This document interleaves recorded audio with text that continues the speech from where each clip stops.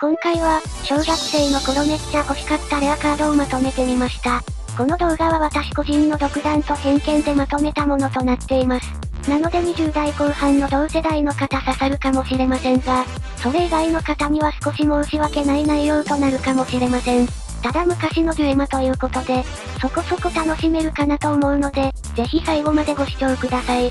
それでは、早速参りましょう。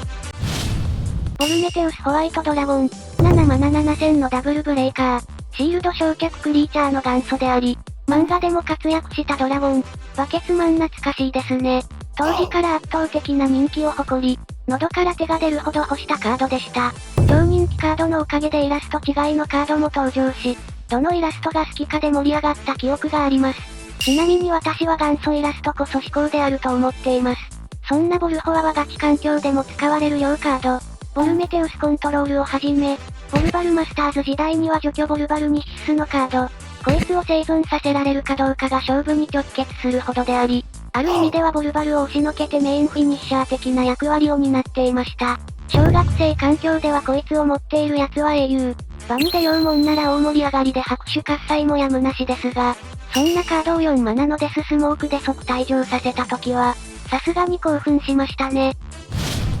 超新竜アブゾドルバ。初めての進化ドラゴンゾンビで、自分の墓地のクリーチャーの数だけパワーが上がる効果。6マナで大型パワー、しかもトリプルブレイカーと、小学生のロマンをこれでもかと詰めたクリーチャーであり、もちろんイラストもかっこいいです。当時の私はこのカードの同期、バジュラを持っていましたが、アブゾドルバは持っていませんでした。どう考えてもバジュラの方が強いのですが、ないものねだりと言いますか、アブゾドルバの方がかっこいいし、上がり続けるパワーにロマンを感じ、とても欲しかったのを覚えています。小学生環境においてパワーは絶対であり、どんどん上がっていくパワーに心震えたキッズは多い。当時ではありえない、パワー2万超えなんてしようものなら、それだけでその場が大盛り上がりするほどでした。アブゾドルバに散ったペロル、無限ショート崩壊と灼熱の牙。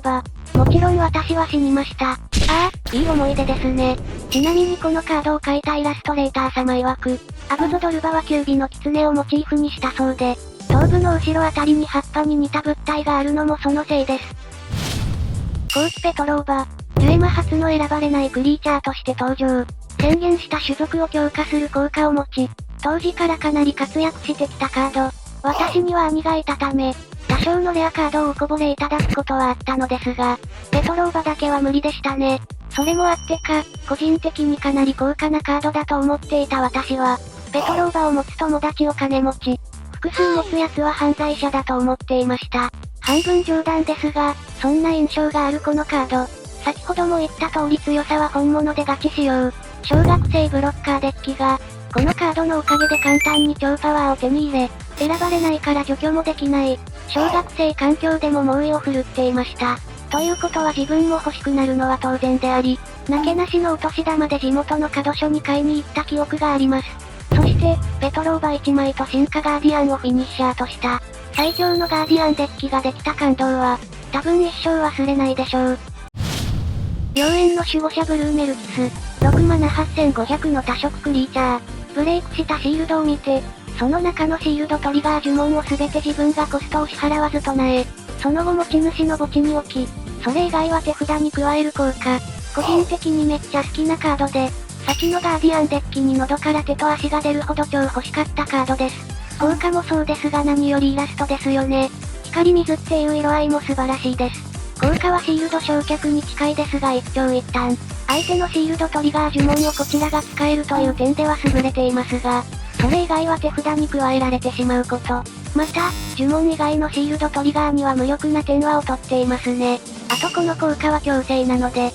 例えばアポカリプスデイなど唱えたくないカードを引いた場合でも、唱えなければなりません。小学生環境においては、相手のシールドトリガーを使えるってだけで感動と驚きがあり、そして相手のシールドトリガー呪文を奪う非常な効果が、無機質なガーディアンと多色というカードの仕上がりとマッチしており、どこか不気味さを感じさせるカードでした。また、ボルホアよりコストも軽くパワーも高いことから、私はブルーメルキスの方が好きでしたね。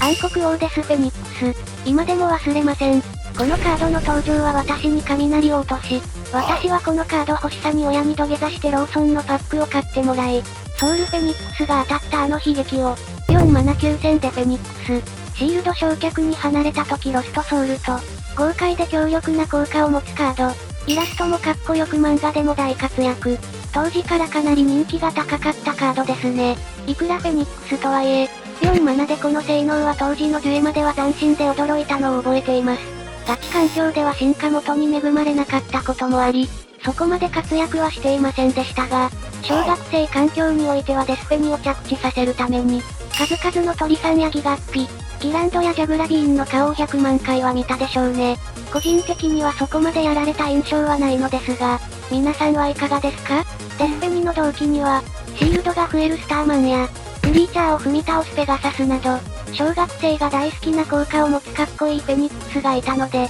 そもそもデスフェニじゃないって人も多いかもしれませんね。クリスタルツバイランサー、第14弾ジェネレートギアで登場したクリーチャーで、元になっているのはクリスタルランサー。過去の人気クリーチャーが転生したカードが多数登場しており、その中でも特にかっこよかったのがこのカード。転生元と比べて能力はそのまま、コストとパワーが上がり、トリプルブレーカーになりました。これは非常にわかりやすい変化であり、当時水文明には珍しい、高パワー型のフィニッシャーとして登場。コストの高さがネックですが、ブロックされないトリプルブレーカーの破壊力は本物であり、2回殴ればシールドが消し飛びます。もちろん代替カードというか、他に強いカードはありましたが、小学生環境においては無類の強さを誇り、そのかっこよさからも多くの憧れの的となっていました。ちなみに同弾ではドルバロムや、次弾ではアルファディオスなどが登場しますが、私はその時一生分の運を消費し、その2枚を手に入れることができていました。なので渋くてかっこよくて強いツバイランサーが欲しかったんですよね。超新星ヴィーナスラセイントマザー。漫画でもデュエルマスターホルスが使用したカードで、メテオバーンで3回まで場から離れなくなるフェニックス。個人的に小学生が好きになりがちな能力は、高パワー、シールド追加、必ずバトルに勝つなどありますが、この離れないっていう効果も好きになりがちな効果だと思います。メテオバーンでは持ちがいいため、苦労して出した切り札が除去される心配がなく、長く使用できるのがポイントですね。そういった点から、非常に憧れを抱いていましたが、私が当てたのはマーキュリーギガブリザード。弱くはないですが、小学生だった当時の私は、ヴィーナスかプルートが欲しかったと記憶しています。小学生環境においては、ハンドやサーファーなどの除去カードを、4枚積みできたやつなんてそうそういません。限られたカードプールの中、除去カード不足に陥りがちな小学生にとって、このカードはまさに天敵。パワーも高く並大抵のドラゴンでは手も足も出ません。ようやく破壊できると思った矢先、突如現れたユニバースで死んだ時は、その友達のこと好きになりかけました。以上が個人的に小学生の頃、めっちゃ欲しかったレアカードとなります。私はヴィーナスやユニバースが登場したあたりで一時引退しており、帰ってきたのはバトルやラクシーあたりであり、その頃はもう中学生以上だったため、周りの友達との交換もありカードプールは潤っていきましたね。あと私には兄がいたりとか、そもそもデュエマ初期はまだ幼かったこともあります。なので私の思い出はこれぐらいなのですが、皆さんはどんなカードを思い出すでしょうか？人それぞれ環境によっていろんなカードが出てくると思います。よかったらコメントから教えてください。ここまでご視聴いただきありがとうございました。チャンネル登録や高評価で応援よろしくお願いします。